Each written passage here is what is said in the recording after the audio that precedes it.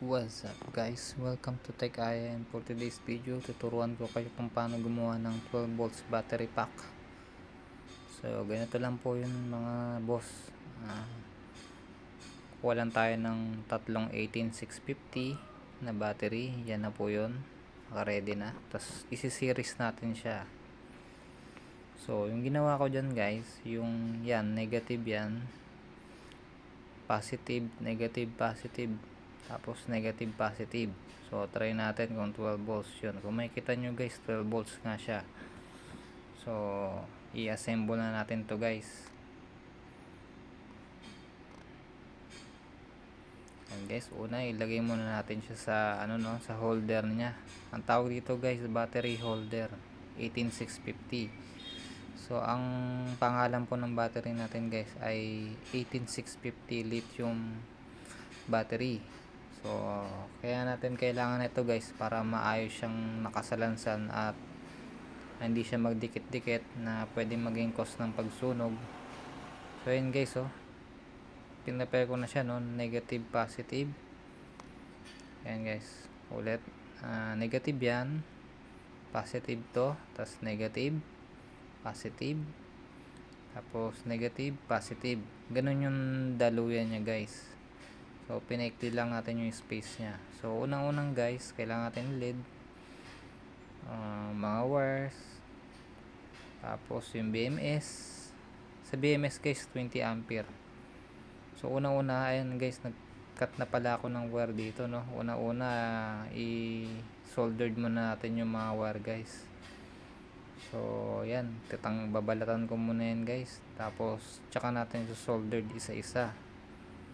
So kailangan guys may soldered na siya bago natin ikasa, para madali na lang siya ikabit dun sa BMS tsaka battery.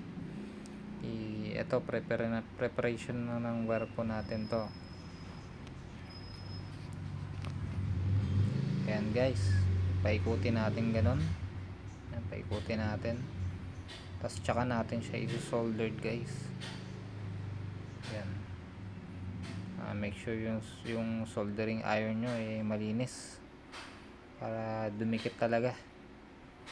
So ayan guys, ganyan lang kasimple pag soldered ng wire, kailangan ayan, para lang guys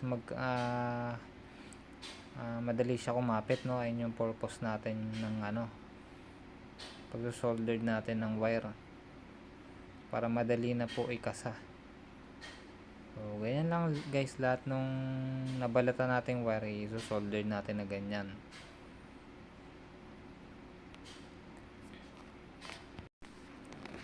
Ayan guys, pakadali lang guys, di ba? Pero sa mga baguhan, lalo na yung mga pasmado dyan guys, nako, mahirap to. So mag-practice na kayo, lalo na sa mga beginner. So ito guys, nag-prepare na ako nung natin ang tawag dito, nickel sheet. Nagupit ako ng kapraso, tapos weldingin natin siya guys kasi para mabilis. Hindi tayo gagamit ng wire dito guys. Yung mga gamit pala natin guys sa description yun sa baba, i-check nyo na lang po. Ilalagay ko yung link sa description. So yun guys, kaya ako naglagay akong kapiraso dyan guys para hindi madumihan yung metal ng battery natin. Naglagay ako ng counting nickel sheet doon, tapos i-welding ko lang. Medyo siya hindi kumapit, pero pakapitin natin yun guys. So may pwesto kasi yan nung binili ko kasi itong battery na to may welding na siya. So yan guys, kapit na ganun. So dito naman sa kabila, yan, pag ganyan siya guys, kakonect yung positive tsaka negative. Yan, i-welding lang natin na ganun guys para positive, negative, tas positive to negative. Ingat-ingat na lang kayo guys dapat tama yung pagkaagawa nyo, sundin nyo yung video, lalo na sa mga beginners, kasi pag nag short yan na i-welding nyo siguradong ano yan, iinit yung battery. So yan guys, so dyan po, kasi dumaan na siya dun eh. Huwag nyo siyang ibabalik dun sa negative, yung sa kaliwa. Bawal magdikit yun guys, delikado yun. Yan, bali naka-series tong tatlo guys. Yan, so ayun yung pinakahuli, yung nasa taas, yung positive na yan, yung nasa kanan. So yan guys, lagyan din natin ng nickel sheet para madali tayo. Ang purpose nyan guys ay para madali tayo mag solder dyan mamaya. Kaya natin yan ilagay dyan, tsaka para di malinis yung gawa natin syempre. So yan guys, ready na to. So solder na natin yung BMS natin. So eto guys, kailangan to may patungan, hindi pwedeng wala tong patungan, kasi yung battery kasi guys negative yan eh. So, ano lang, mayroon lang protection, pero syempre para double safe kailangan natin lagyan siya ng patungan, no? Kahit anong patungan guys, so, malambot dyan mas maganda. Pag medyo ito katulad nito malambot, tas may adhesive sa likod, ano siya, rubber siya guys, rubber. So talagang bagay na bagay ito dito guys. So ayan, i-pesto lang natin yung BMS natin.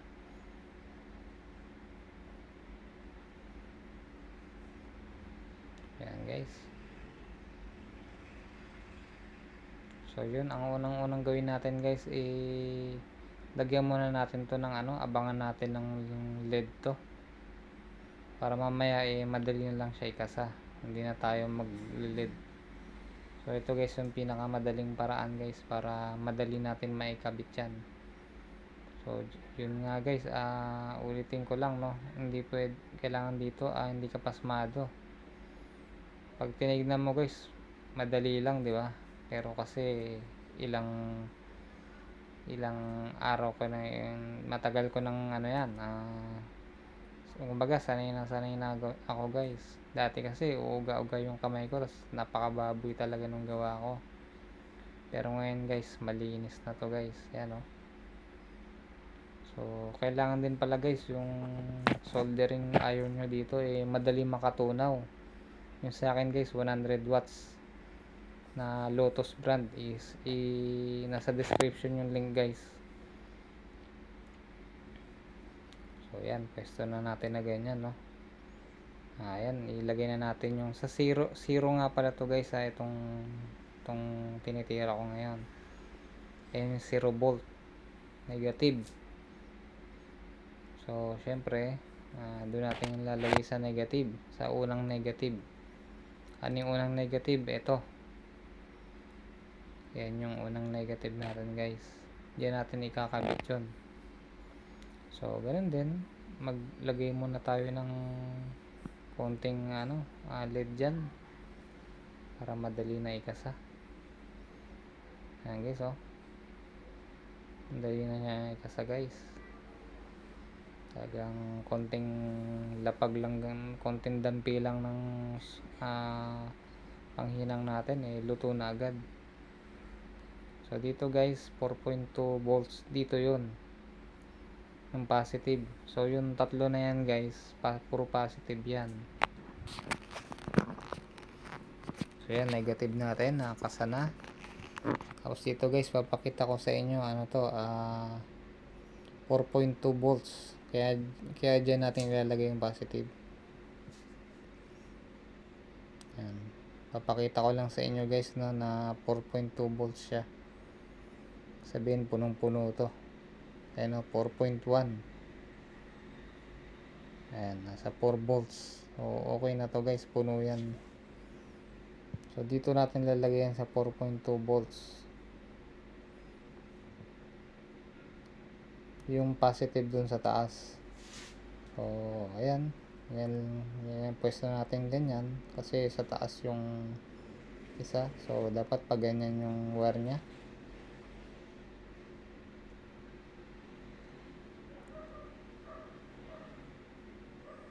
Ayan guys, oh. Medyo ano to, medyo kulang.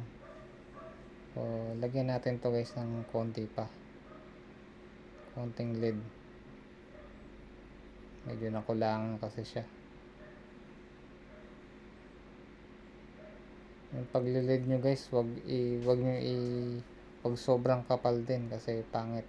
Pwedeng dumikit dun sa ano, sa mga chips. So ayan guys, dito natin lalagay yan sa taas. So lagay tayo dyan ng ano, ng LED din. Saka natin kakasa.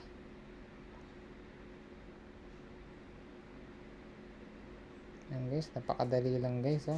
Basta matapos nyo lang tong video, I'm sure marunong na kayo magkabit na ito. So lahat ng mga parts natin guys, binili ko yan sa Lazada. So nasa yung description guys, nasa link lahat ng gamit na ginawa natin to. Kung anong gamit yung nandito, doon ko ilalagay. So ito naman guys, 8.4 volts siya, no. Titingnan natin kung 8.4. Ayan, no, 8.2. So round up na yan. 8.4 kasi yung max. So hanggang dyan lang talaga yung battery natin. So dyan siya sa 8.4 volts kasi 8 volts siya. Yung pangalawang battery na yan guys, naka series yun, parang times 2 yun.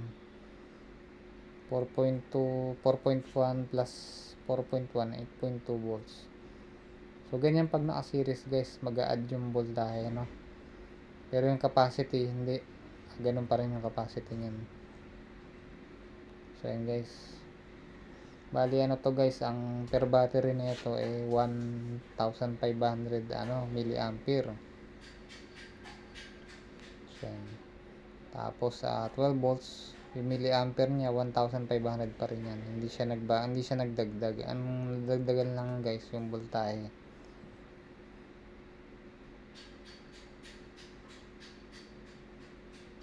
Yan guys, kailangan kasi natin ng 12 volts. Kung gusto niyo guys ng mas marami, mas times 2 yung capacity, 6 na battery na ang gagamitin nyo. Pero nasa susunod na video guys, i-search nyo lang sa ano ko, sa channel ko, yung 3 series 2P 2 parallel. Ito kasi guys, ano to 3 series 1P, baga 3 series 1 parallel, 3S1P tawag pala dito. So yun guys, yun yung 12 volts, no? Ganun din, same process din. So nagdagay natin ng hinang guys kasi medyo kapos. Nagkamali tayo ng tansya kanina, konti lang pala yun. Yan guys, as yung 12 volts, syempre doon na tayo sa pinakadulo kasi yung dulo na yan guys, 12 volts yan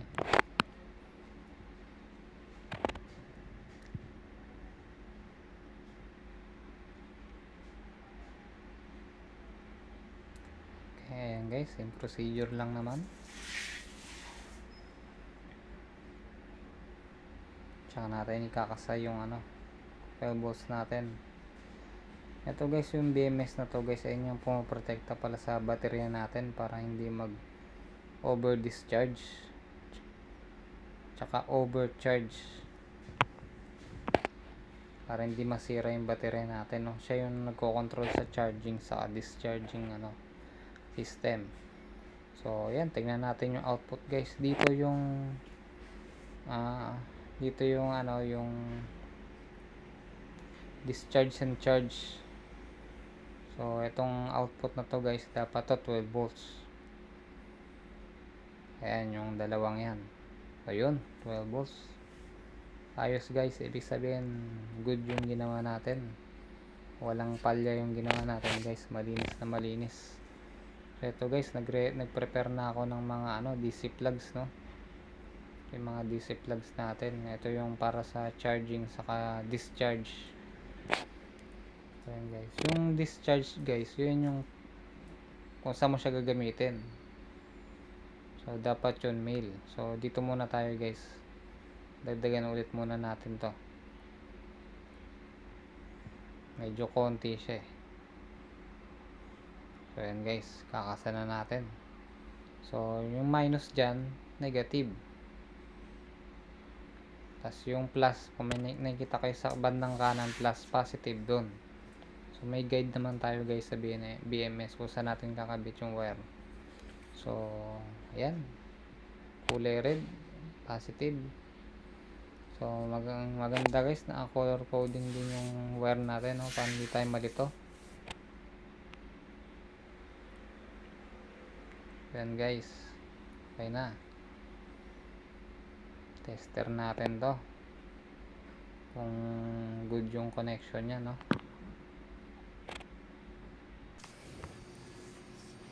Yan guys, oh.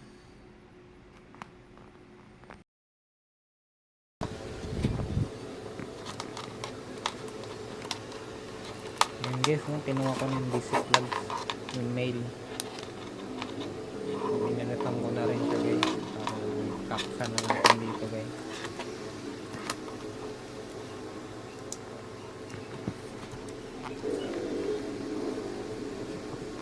Yan guys, ikabit na natin yung ano, no? Yung sa DC plug na female.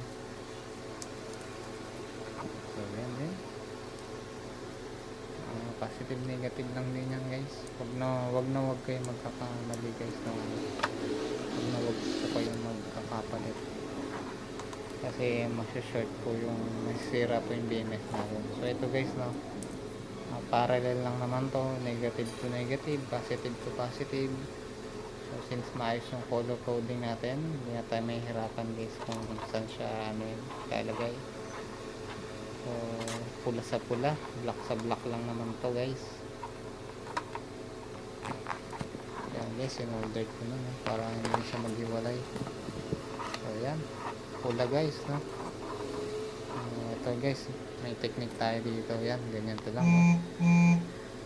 Ayun, tapos pakadali guys, no?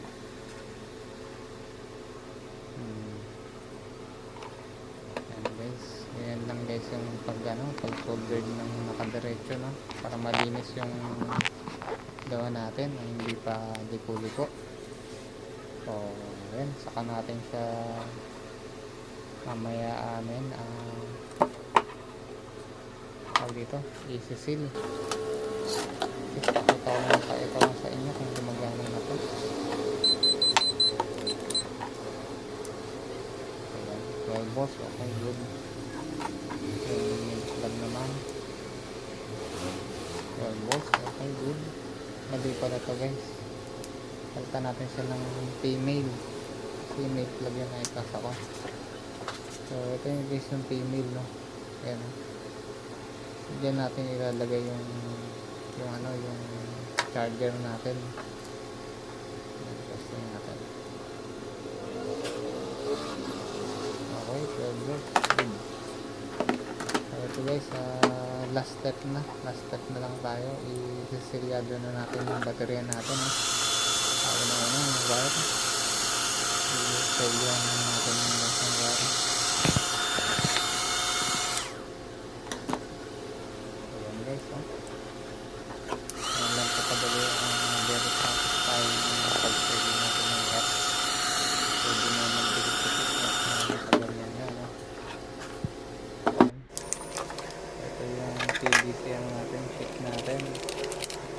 Linitan lang natin ito, tapos magsiselyado na yung battery natin, no? So yan, kaya ako ginanyan talaga sinipot-ipot ko para hindi siya madaling mahapak. Hindi nasira yung wire na rin guys, hindi siya basta-basta mahapak na. Ayan, tapos natin yun guys sa gitna. Kaya natin kainitan ito.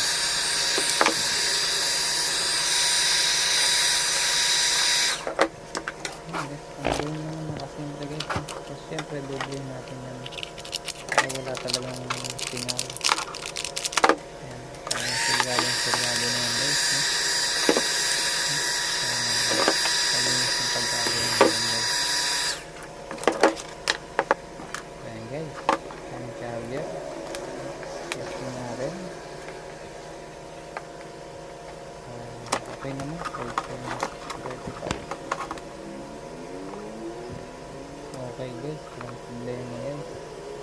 Nakapuno yung baterya natin, kaya hindi siya nagbago habang sinasage natin. Okay guys, thank you guys. Subscribe lang kayo guys para sa mga ibang video. Thank you.